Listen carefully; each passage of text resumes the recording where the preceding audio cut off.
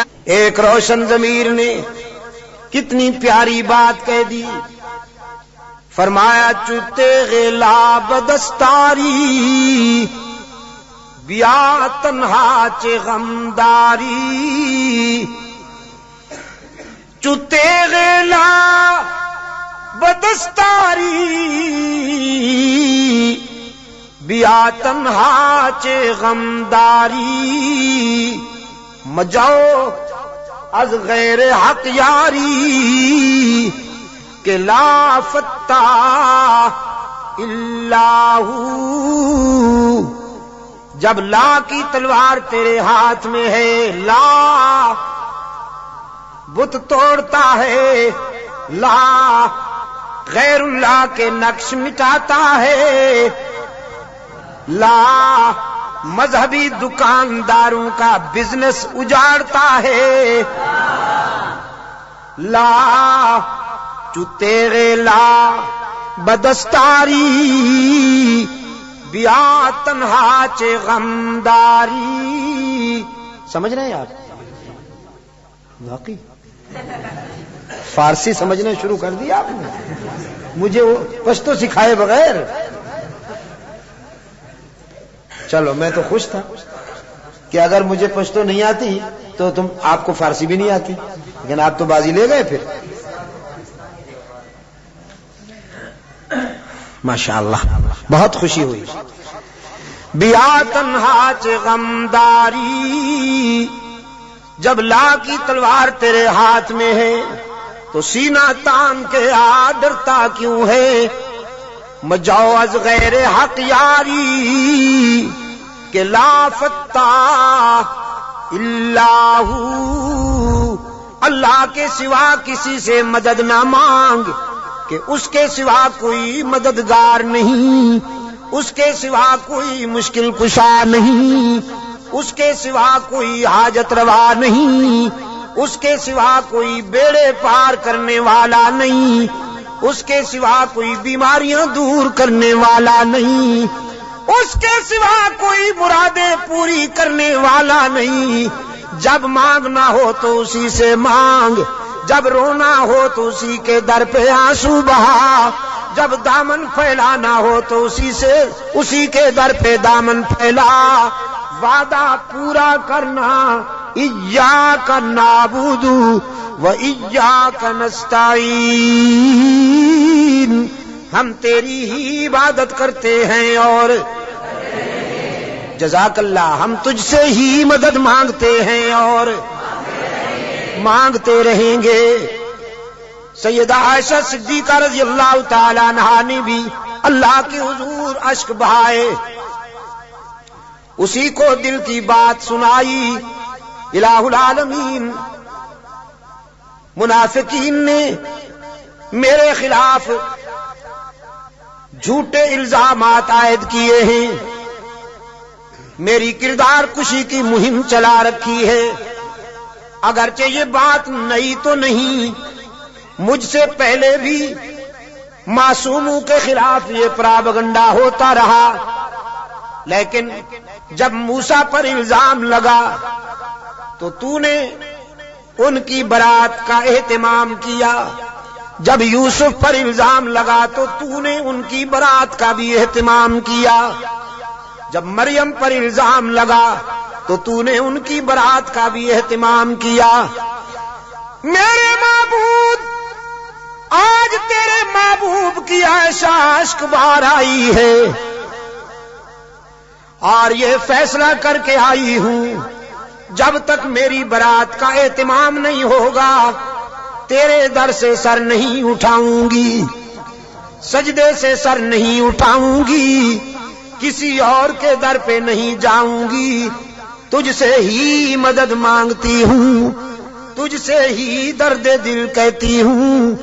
رو رہی ہے سیدہ عائشہ صدیقہ رضی اللہ تعالی عنہا، کس کے آگے؟ اسی کے آگے رویا کرو، اسی کے آگے اشک بہایا کرو، اسی کے حضور دامن پھیلایا کرو، ساری امیدیں اسی سے وابستہ کیا کرو کہ اس کے سوا دامن بھرنے والا کوئی نہیں، دامن خالی کرنے والے بہت، بھرنے والا کون؟ دامن خالی کرنے والے بہت، بیٹھے ہوئے ہیں فنکار، جھنڈیاں لہرا رہی ہیں، زلفیں جا رہی ہیں، چادریں اوڑھی ہوئی، قبریں سجائی ہوئی، جھنڈیاں لہرائی ہوئی، چادر اوڑھے ہوئے بیٹھے ہیں، جیسے آسمان سے اتری ہوئی چیز ہو گئی۔ اور سادہ لو انسانوں سے کہتے ہیں کچھ لے کے آؤ گے تو کچھ لے کے جاؤ گے، خالی ہاتھ آؤ گے تو خالی ہاتھ جاؤ گے۔ لیکن اس کے در رحمت سے صدا آتی ہے کچھ نہ لے کے آؤ، سب کچھ لے کے جاؤ، خالی ہاتھ آؤ، دامن بھر کے جاؤ۔ قال ربکم ادعونی استجب لکم ان الذین یستکبرون عن عبادتی سیدخلون جہنم داخرین۔ دنیا والوں سے مانگا جائے تو ناراض ہوتے ہیں، نہ مانگا جائے تو خوش ہوتے ہیں، لیکن یہ داتا وہ ہے کہ یہ مانگنے والوں سے خوش ہوتا ہے، نہ مانگنے والوں سے ناراض ہوتا ہے۔ ان الذین یستکبرون عن عبادتی، یہاں مفسرین نے لکھا ہے عبادتی سے مراد ہے جو مجھے پکارنے میں گریز کرتے ہیں، کیونکہ پکارنا عبادت ہے، پکارنا پیرا مدد کر، شرک کی تس کہ کی تس شرک کی تس، کیونکہ پکار عبادت ہے، پکار۔ قال ربکم ادعونی استجب لکم، تمہارا رب کہتا ہے مجھے پکارا کرو میں تمہاری دعاؤں کو قبول کرنے والا ہوں۔ ادعونی استجب لکم، مجھے پکارا کرو میں تمہاری دعاؤں کو قبول کرنے والا ہوں۔ ادعونی ان الذین یستکبرون عن عبادتی، یقیناً وہ لوگ جو مجھے پکارنے میں گریز کرتے ہیں، مجھ سے مانگنے میں گریز کرتے ہیں، سیدخلون جہنم داخرین، ذلیل ہو کر منہ کے بل گھسیٹ کر جہنم میں ڈالا جائے گا انہیں۔ تو کسے پکارا جائے مشکلات میں؟ قادر کو یا عبد القادر کو؟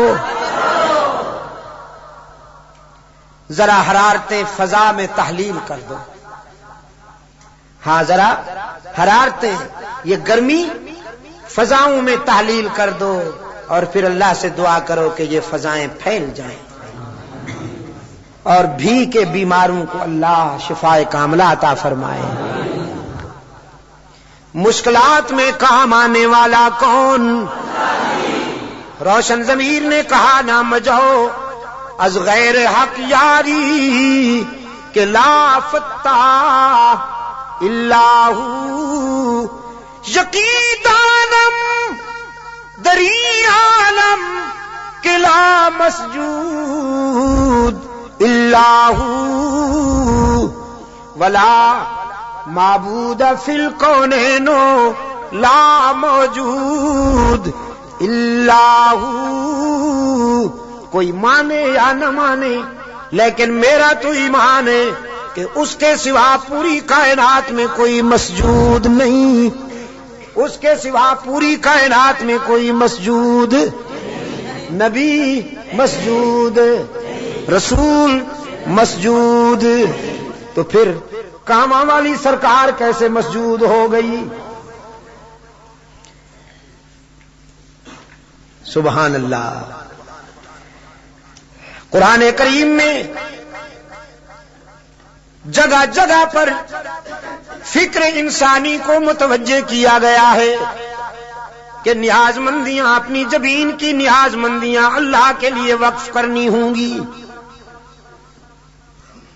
فرمایا لعن اللہ الیہود والنصارى، اللہ کے رسول صلی اللہ علیہ وسلم نے فرمایا یہودیوں پر، نصرانیوں پر اللہ کی لعنت۔ کیوں؟ اتخذوا قبور انبیائہم مساجدا، کہ انہوں نے نبیوں کی قبروں کو سجدہ گاہ بنا دیا۔ نبی کی شان زیادہ ہوتی ہے یا ولی کی؟ نبی کی شان زیادہ ہے نا ولی سے۔ جو نبیوں کی قبروں کا سجدہ کریں ان پر تو اللہ کے رسول نے لعنت بھیجی ہے، اور جو ولیوں کی قبروں کو سجدہ گاہ بنا لیں ان پر جزاک اللہ، یہی بات ہے۔ یہ عاشق بنے پھرتے ہیں، نبیوں اور رسولوں کی قبروں پر سجدہ کرنے والے ملعون، تو ولیوں کی قبروں پر سجدہ کرنے والے ڈبل ملعون۔ ڈبل ملعون نا؟ اچھا ٹریبل۔ انسانی جبین کی عاجزیوں کے لیے حقیقی مسجود کون؟ ہر جگہ موجود کون؟ معبود کون؟ کارساز و دستگیر کون؟ حاجت روا و مشکل کشا کون؟ سیدہ عائشہ صدیقہ رضی اللہ تعالی عنہا نے آنسو بہائے ہیں اللہ کے در پر، درد دل سنایا ہے علیم بذات الصدور کو۔ سورہ نور آئی، قلب رسول پر وحی کی صداقت چمکی۔ فرمایا الخبیثات للخبیثین والخبیثون للخبیثات والطیبات للطیبین والطیبون للطیبات اولئک مبرؤون مما یقولون لہم مغفرۃ ورزق کریم۔ پاک باز بیویاں پاک باز شوہروں کے لیے، گندی بیویاں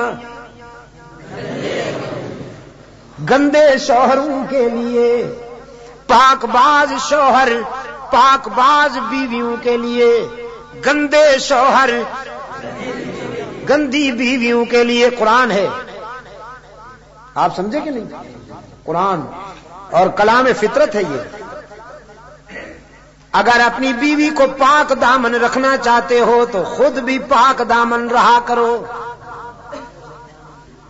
لیکن اگر تم تاڑ جھانک کرو گے تو ادھر بھی سلسلہ شروع ہو جائے گا، تمہیں معلوم ہو یا نہ ہو۔ سمجھے ہو کہ نہیں؟ کلام فطرت ہے نا قرآن کریم۔ قرآن کریم تو راز کی باتیں کہتا ہے، کلام فطرت ہے۔ فرمایا الخبیثات للخبیثین والخبیثون للخبیثات، ناپاک بیویاں ناپاک شوہروں کے لیے، ناپاک شوہر ناپاک بیویوں کے لیے، طے ہو گیا۔ والطیبات للطیبین، پاک باز بیویاں پاک باز شوہروں کے لیے، والطیبون للطیبات، اور پاک باز شوہر پاک باز بیویوں کے لیے۔ رب العالمین نے جرا کے لہجے میں سیدہ عائشہ کی وکالت کرتے ہوئے واضح کیا، جس نے اس عفیفہ کے کردار کو سمجھنا ہو، عائشہ کی عظمت کو سمجھنا ہو، وہ عائشہ کے شوہر کی عصمت کا نظارہ کرے۔ جس کا شوہر محمد معصوم، وہ بیوی کیسے نہ محفوظ۔ محمد معصوم ہے، عائشہ محفوظ ہے۔ جرا کے انداز میں رب العالمین نے برات کی، اولئک مبرؤون